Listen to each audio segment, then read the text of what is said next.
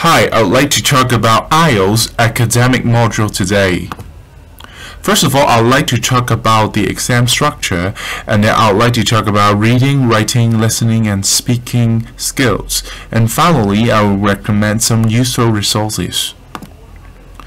IELTS actually stands for International English Language Testing System, so there are 4 basic language skills in the papers, including listening, reading, writing, and speaking.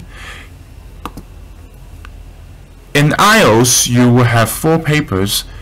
First of all, you may have listening tests, and then you have reading tests, and then you have writing and speaking tests.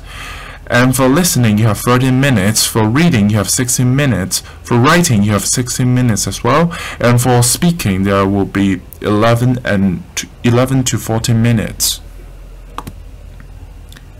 So after your exam, you can receive your grade, and it usually ranges from 0 to 9. Now let's talk about reading. So there are 3 reading passages in the reading exam, and then there are totally 2,000 to 2,750 words, and there are 40 questions, and each of them carries 1 mark. And the test in question actually appears on the question paper, and then you have to answer your question on a separate sheet, which is the answer sheet. Actually, there are 9 kinds of questions, including multiple choice, short answer questions, completion, labeling, choosing headings, matching, classification, yes, no, or not given question, and true or false or not given question. And there are many types in the IELTS reading exam, including magazines, journals, books, and newspaper. They are usually non-specialist topic, and sometimes the test can be quite difficult. And I remember when I have our exams, my topic is about literature and geography.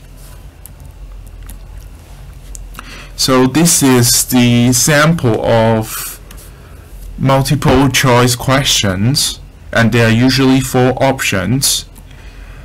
And for the short answer questions, you should write no more than 3 words or a number. And for the completion questions, there may be note summary tables, diagrams, or even flowcharts. So this is the sample of the table, and this is the sample of a diagram, and it is probably you need to read the passage carefully to decide what to fill in. And this is the matching headings questions, but they can be quite tricky. And this is locating information questions, and then I suggest you do that at the end, because sometimes it can be really confusing. So after reading the whole reading passage, I think you can get the gist of the passage, so that it will be easier for you to do this kind of question. And then this is the matching list or phrases questions. This would be easier because they're really straightforward. And then for true or false or not given questions, for the false option, it actually means that the option contradicts the information. But for not given, you can't find any information. And then for this is another example of yes, no, or not given question.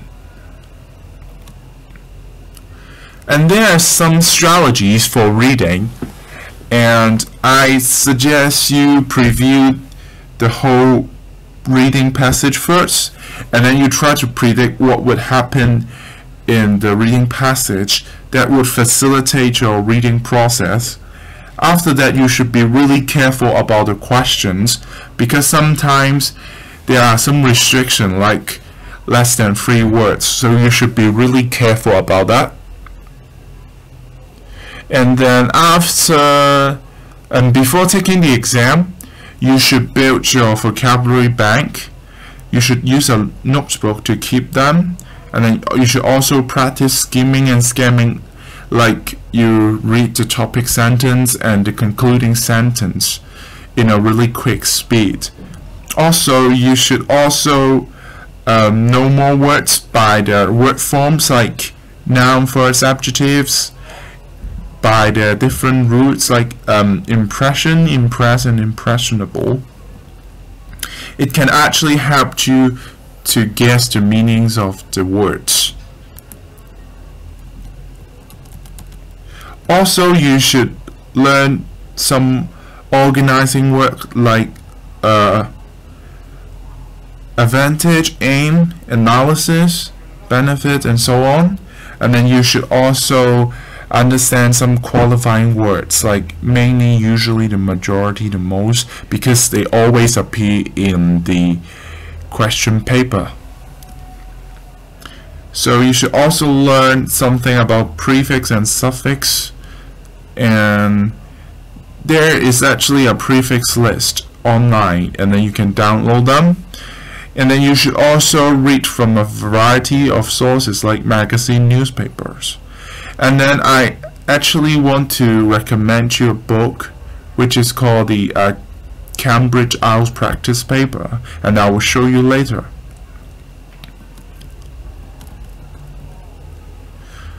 Also, during the test, you should read the directions really carefully, and then you should look at the titles and headings, and underline and circle some keywords, and scan for the passage for the keywords, and I suggest you use different color pen to circle them, and it will be easier to read. Also, if you have more than one answers, be careful that you should mark the possible answer on your test booklet only, and then after that you may go back after completing that section.